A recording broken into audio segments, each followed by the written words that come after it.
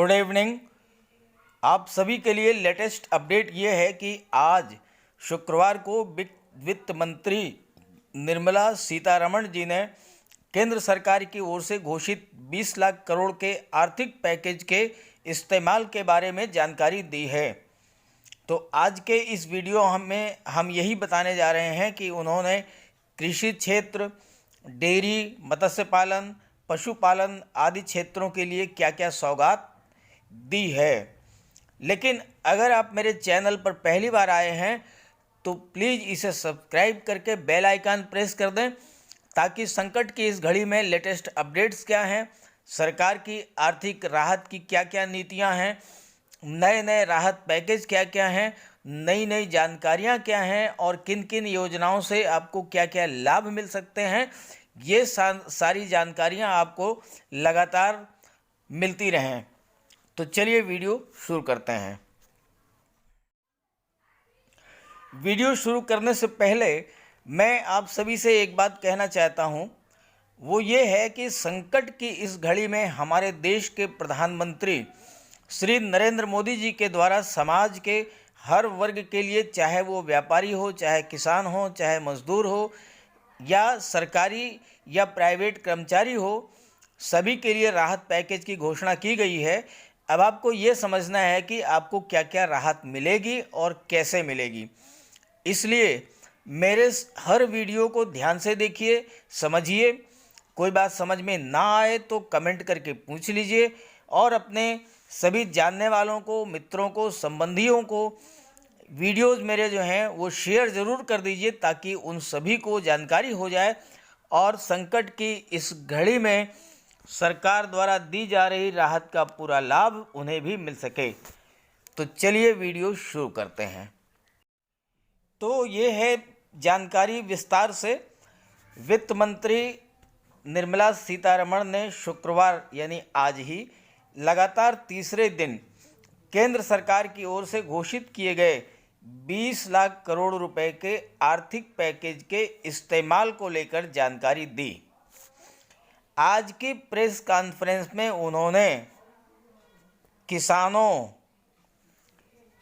कृषि क्षेत्र, डेयरी क्षेत्र, मत्स्य पालन, पशुपालन समेत इससे जुड़े सेक्टर्स के लिए सौगात दी है।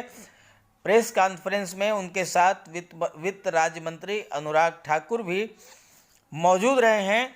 तो अब बताते हैं कि कृषि क्षेत्र के लिए वित्त मंत्री जी के द्वारा क्या क्या घोषणाएं की गई हैं। तो पहले बात कर लेते हैं कृषि क्षेत्र की। वित्त मंत्री जी ने कहा है कि देश में छोटे और मझोले किसानों के पास 85% खेती है और हम कृषि क्षेत्र के लिए 11 कदम उठाएंगे। लॉकडाउन में न्यूनतम समर्थन मूल्य देने के लिए कार्रवाई करेंगे।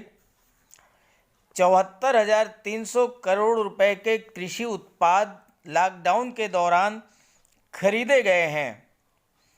74,300 करोड़ रुपए के कृषि उत्पाद में जैसे गेहूं है, गेहूं की फसल थी तो गेहूं को खरीदा गया, तो 74,300 करोड़ रुपए के कृषि उत्पाद खरीदे गए। और प्रधानमंत्री किसान फंड के तहत 18,700 करोड़ रुपए जो है वो किसानों को दिए गए हैं। अब बात कर लेते हैं कि दुग्ध क्षेत्र के लिए क्या सौगात दी गई है। अगर दुग्ध उत्पादन या डेयरी की बात करें तो लॉकडाउन के दौरान दूध की मांग 20-25% घट गई है। 560 लाख लीटर की रोजाना खरीद की गई है और नई स्कीम के तहत डेयरी कोऑपरेटिव्स को वर्ष 2020-2021 के लिए ब्याज में 2% की छूट जो है वो दी गई है डेयरी क्षेत्र के लिए। इसके बाद 1 लाख करोड़ रुपए के एग्री इंफ्रास्ट्रक्चर फंड का ऐलान किया गया है। इससे कृषि ढांचे को मजबूती मिलेगी और इससे किसानों को उत्पादन से लेकर के अन्य कामों में मदद मिलेगी। और सूक्ष्म खाद्य उपक्रमों माइक्रो फूड एंटरप्राइजेज के लिए 10,000 करोड़ रुपए के फंड का ऐलान। इसमें स्थानीय खाद्य उत्पादों को ध्यान में रखा जाएगा। तो ये था दुग्ध और कृषि के क्षेत्र में। और अब बात कर लेते हैं मत्स्य क्षेत्र के बारे में। मछली पालन के क्षेत्र की बात करें तो प्रधानमंत्री मत्स्य संपदा योजना के तहत 20,000 करोड़ रुपए का आवंटन किया गया है। इसमें से 9,000 करोड़ रुपए का प्रावधान बुनियादी ढांचे को मजबूत करने के लिए होगा। मत्स्य क्षेत्र में इस योजना के माध्यम से 55 लाख रोजगार उत्पन्न होने की उम्मीद है और इसमें से 1 लाख करोड़ रुपए के निर्यात का भी लक्ष्य है।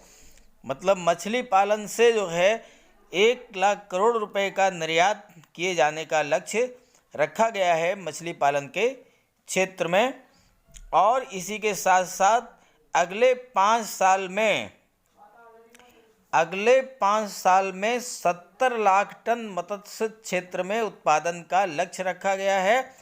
और मछुआरों और नावों का जो है बीमा कराया जाएगा, जिससे कि मछुआरों और को किसी प्रकार की दिक्कत ना हो और वो बिल्कुल आसानी से सुविधापूर्वक मछली का पकड़ने का कार्य जो है वो कर सकें, ताकि जो है मत्स्य का जो निर्यात का लक्ष्य है वो लक्ष्य पूरा किया जा सके। अब आइए बात कर लेते हैं पशुपालन क्षेत्र के।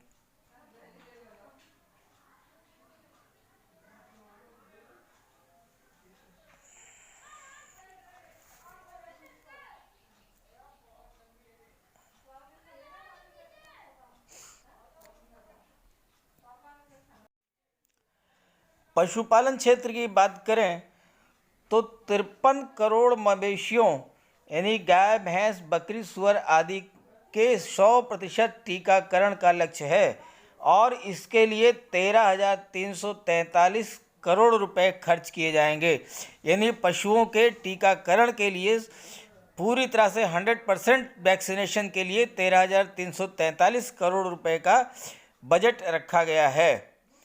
और पशुपालन के बुनियादी ढांचे को मजबूत करने के लिए 15,000 करोड़ रुपए का फंड आवंटित किया गया है और इसका पूरा लाभ जो है वो किसानों को मिलेगा।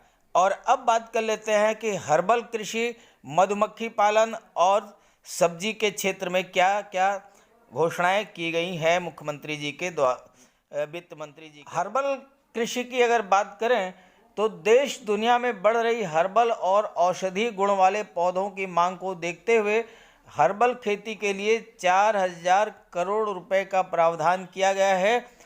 अगले 2 साल में 10 लाख हेक्टेयर एरिया को कवर करने की योजना बनाई गई है। यानी अगले 2 साल में 10 लाख हेक्टेयर क्षेत्र में हर्बल खेती की जाएगी। मधुमक्खी पालन की बात करें अगर तो मधुमक्खी पालन सेक्टर के बुनियादी ढांचा क्षेत्र को सशक्त करने के लिए 500 करोड़ की स्कीम लाई गई है और इससे 2 लाख मधुमक्खी पालकों को फ़ायदा होगा और उनकी इनकम बढ़ेगी। ऑपरेशन ग्रीन्स की बात कर लें अगर तो ऑपरेशन ग्रीन्स को टमाटर, आलू और प्याज से बढ़ाकर सभी फसलों और सब्जियों तक किया जा रहा है और इसके लिए भी 500 करोड़ रुपए का प्रावधान किया जा रहा है। और अब किसानों की आय की बात करें तो किसानों की आय बढ़ाने के लिए कृषि क्षेत्र में निवेश के लिए सरकार 1955 के एसेंशियल कमोडिटीज एक्ट में संशोधन भी करेगी। यानी इसी एक्ट में भी संशोधन किया जा रहा है। तो ये थी लेटेस्ट अपडेट, लेटेस्ट जानकारी जो आप लोगों के लिए जो है आपको सूचित किया जाना था। आई होप ये वीडियो आपको पसंद आएगा। वीडियो अच्छा लगे तो इसे लाइक करके सभी को शेयर कर दीजिएगा और मेरे चैनल को सब्सक्राइब कर लीजिएगा। Okay, thank you.